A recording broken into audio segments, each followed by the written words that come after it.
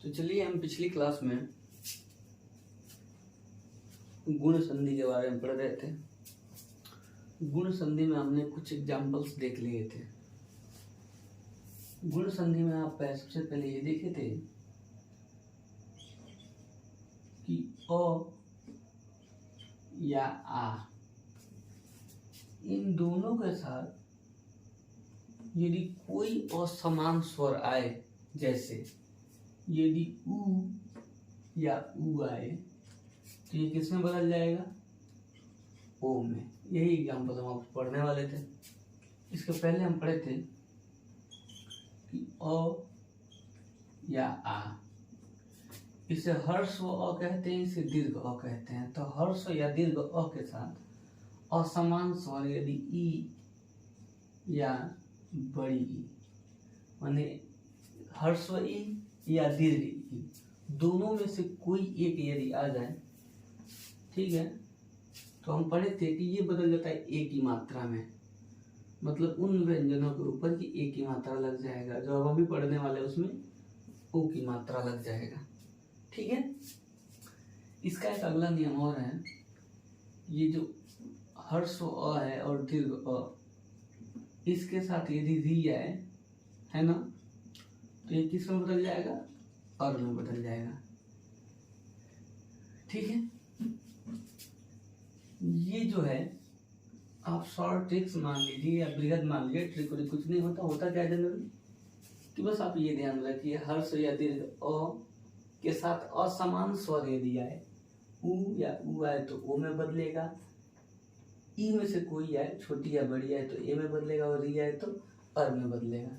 इसी को हम कौन सी संधि कहते हैं? स्वर संधि में कौन सी संधि की होगी? गुण संधि। गुण संधि। ठीक है। कुछ कुछ हम एग्जाम्पल्स देख लेते हैं ताकि ये बनते कैसे हैं। ठीक है। देखिए आगे इसमें, जैसे सूर्य प्लस उदय क्या होगा? देखिए इसका अ और इसका उ दोनों मिलकर बन जाएंगे ओ, तो ये हो जाएगा सूर्योदय। इसमें हुआ क्या? अ मिला य का, है ना, प्लस उ मिला उदय का। ठीक है। तो ये दोनों मिला क्या बना दिए? योदय। ठीक है। क्योंकि आपको मैंने पहले ही बताया है कि कोई भी जो व्यंजन है, क हो, ख हो, यहाँ तक सब में ये अधूरे होते हैं, हलंत होता है, आधा होता है। कब? जब हम इसका पूरा उच्चारण क करेंगे तो इसमें दो शब्द होते हैं, क प्लस अ। तो कोई भी व्यंजन बिना मात्रा के वो स्वतंत्र नहीं होता है। ठीक है। उसमें कम से कम यदि कुछ ना हो तो हम मानते हैं कि उसमें अ है और अ होता है ये। ठीक है। तो अ, य का अ और ये उ दोनों मिलकर बना दिए सूर्योदय। ठीक उसी प्रकार से नर धन उत्तम क्या हो जाएगा? ये नरोत्तम। ठीक है। लोक धन उपचार, ये हो जाएगा लोकोपचार। ठीक है। अगला है प्रधन उत्साह। प्रधन उत्साह, तो ये प्र का अ और इसका उ क्या हो जाएगा? प्रोत्साहन। उत्साहन, प्रधन उत्साहन, प्रोत्साहन। ठीक इसी प्रकार से पद प्लस उन्नति, ये हो जाएगा पदोन्नति।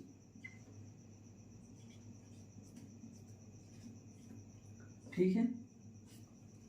तो हमने अभी हर्ष व उ के साथ अ का मेल देखा। अब हम देखेंगे कि यदि अ के साथ यदि दीर्घ उ मिले तो भी क्या बनेगा? ओ की मात्रा बन जाएगी इन दोनों की संधियों से। ठीक है। चलिए देखते हैं कुछ एग्जाम्पल्स को। पहले आप इसको नोट कर लीजिए, फिर हम आगे चलते हैं। यदि आपको विस्तृत पढ़ना हो एक एक करके, ताकि कुछ भी छूटे नहीं, कि बार बार ट्रिक्स वगैरह इन सब चीज़ों की जरूरत ना पड़े, तो आप ज़्यादा से ज़्यादा प्रैक्टिस करिए। इसका और कोई उपाय नहीं है। याद करना भूल जाना, प्रैक्टिस की हुई चीज़ें भूलती नहीं। आप एक बार देखेंगे तो याद आ जाएगा। संधि का अगला फायदा क्या है? जो आप उपसर्ग या प्रत्यय पढ़ेंगे, उपसर्ग हो या प्रत्यय हो, तो उसमें कौन सा उपसर्ग या कौन सा प्रत्यय लगा है, इसको जानने के लिए संधि सबसे अच्छा तरीका है। इससे आप तुरंत पकड़ लेते हैं कि हाँ उसमें कौन सा उपसर्ग है, कौन सा प्रत्यय है। संधि उसका विच्छेद कर देंगे, पता चल जाएगा कि किन दो मूल शब्दों से मिलकर बना है। ठीक है, इसलिए हम सबसे पहले इस श्रृंखला में संधि ही पढ़ा रहे हैं। ठीक है, चलिए आप इन चीजों को नोट कीजिए। तो चलिए आगे बढ़ते हैं। देखिए हमारा बचा था अ और अब बड़ा उ, इनके मेल से भी ओ ही बनेगा, ये हम जानते हैं, लेकिन हमें एग्जाम्पल देखना था। अब मैं एग्जाम्पल संधि विच्छेद करके दिया हुआ था, फिर संधि कर रहा था। अब संधि है, हम इसको विच्छेद करके जोड़ के देखेंगे। ऐसे भी ट्राई करेंगे तो सेम वही चीज होगी।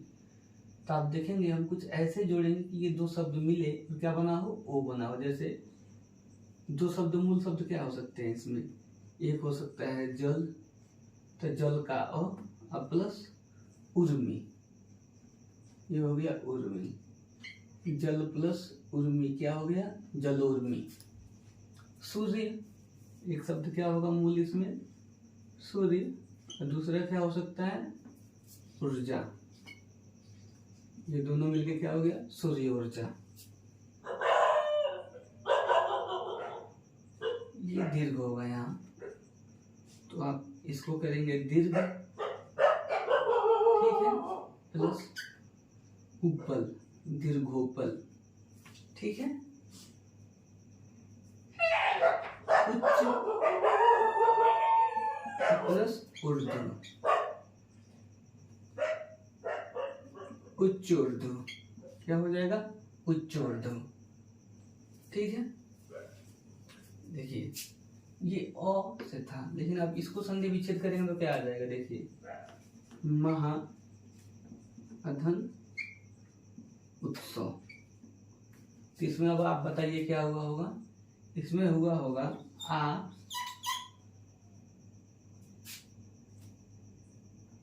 इसमें हुआ होगा आ अधन छोटा ऊ बराबर ओ। ठीक है, तब इसमें भी वही ट्रिक लगा है आ, तो ये हो जाएगा क्या, गंगा धन उदक, मतलब गंगोदक। इसमें भी वही होगा महा आ, ठीक है, महा का आ प्लस उदय का उत्सव, उदय, महाधन उदय क्या हो जाएगा, महोदय। तो अ के साथ बड़ा ऊ हो गया। ठीक है, अ के साथ हम लोग छोटा ऊ देख चुके थे। अब आ के साथ छोटा ऊ, फिर आ के साथ बड़ा ऊ। देखिए इसको नोट करिए, फिर हम इसको बताते हैं। देखिए इसमें मैं वही किया हूँ, पहले संधि है, फिर हम इसको विच्छेद करके देखेंगे।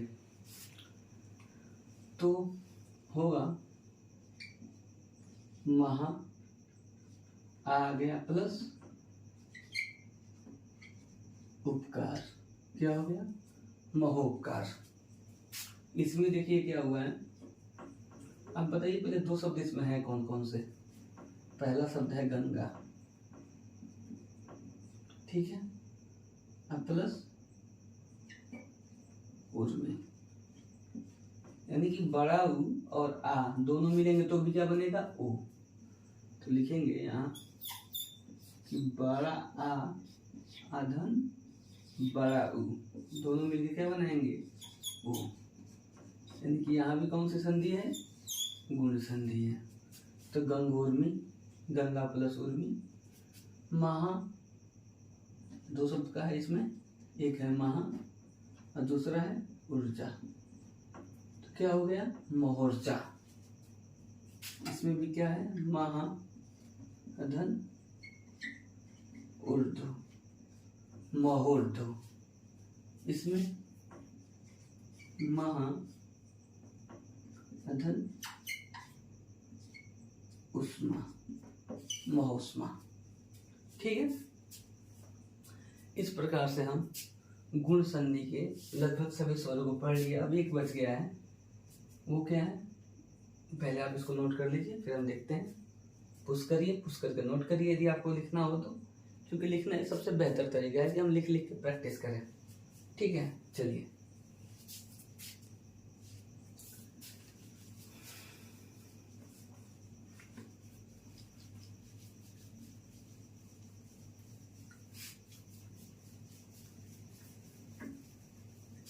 जो एक बचा है वो है ओ या आ। इन दोनों के बाद यदि सीधी है तो क्या बनेगा? अर बन जाएगा। ठीक है, हमें इसके एग्जाम्पल्स देखने हैं। ठीक है, यदि आप ये चाहते हो कि हम सबके ट्रिक्स दें या सारे फार्मूले एक जगह लिख दें तो वो भी हो सकता है, कोई दिक्कत नहीं। वो 5 मिनट में लगभग आपका सारा क्लियर हो जाएगा, उससे ज़्यादा नहीं लगेगा। हाँ, लेकिन आपको बेहतर समझ विकसित हो ताकि कभी आप भूले नहीं, बार बार संधि ना पढ़नी पड़े। इसके लिए बेहतर यही है कि आप एक एक को एग्जाम्पल्स के साथ लिखिए और बार बार उसका अभ्यास कीजिए। ठीक है, आप इसको नोट करिए, फिर हम इसका एग्जाम्पल्स देते हैं।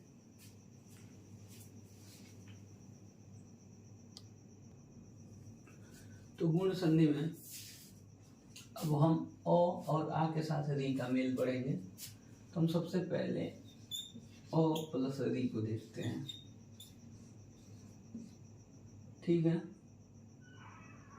ओ के साथ री को देखते। देखिए, पहला है देवर्षि। इसमें दो शब्दों का मेल है, देव अधन ऋषि, मतलब देवर्षि। ठीक है,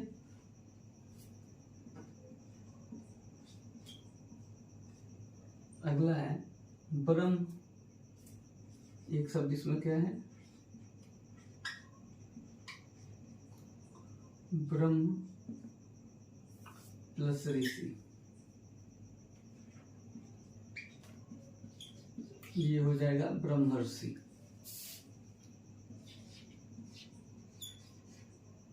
राज प्लस ऋषि, ये हो जाएगा राजर्षि। ऐसे ही आप इसमें देखेंगे, इसमें है आ अधन री, ये भी मिला क्या बनाएगा? अर बना देगा। ठीक है, तो इसमें संधि क्या हुआ है? महा का आ, ठीक है, अधन ऋषि, ये हो गया है महर्षि। इस प्रकार हम इस तीसरे वीडियो में संधि के स्वर संधि के सभी प्रकारों को, ठीक है, हमने दीर्घ पढ़ लिया, गुण पढ़ लिया, और गुण के जो अ या आ के साथ भिन्न भिन्न मात्राएं हैं, चाहे ई का हर्स्व ई हो या दीर्घ ई हो, उ का हर्स्व उ हो या दीर्घ उ हो या री हो, इन सब के साथ हमने उनका मेल पढ़ लिया। ठीक है, एक बार हम इनको सम्मिलित रूप से फार्मूले के रूप में एक जगह लिख देते हैं ताकि आपको याद करने में या रिवाइज करने में आसानी हो। देखिए कैसे।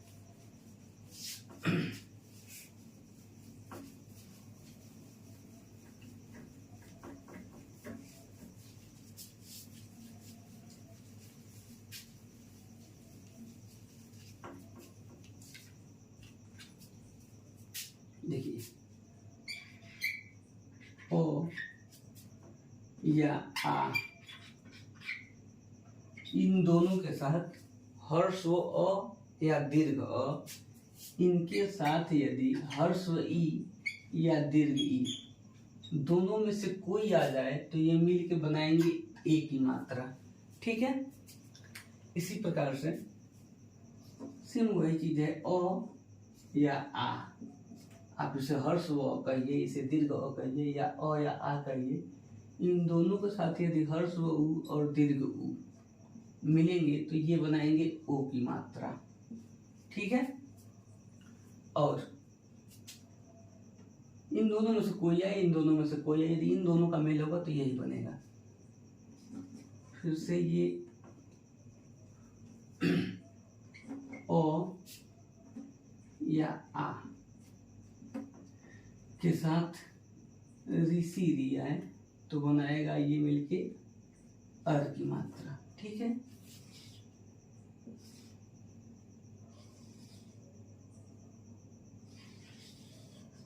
तो ये थी दोस्तों गुण संधि। गुण संधि, ठीक है। बस यही है। कोई यदि संधि दिया हो, प्रश्न में यही आ सकता है कि संधि दिया हो उसका विच्छेद करिए, या विच्छेद हो तो उसकी संधि करिए। तो ये था आपका गुण संधि, ठीक है। हमने देखा था कि टोटल संधि कितने प्रकार की थी, 3 थी। उन तीनों में हम पहला पढ़ रहे थे स्वर संधि। स्वर संधि का ये दूसरा प्रकार था गुण संधि। अब हम आगे पढ़ेंगे इसके।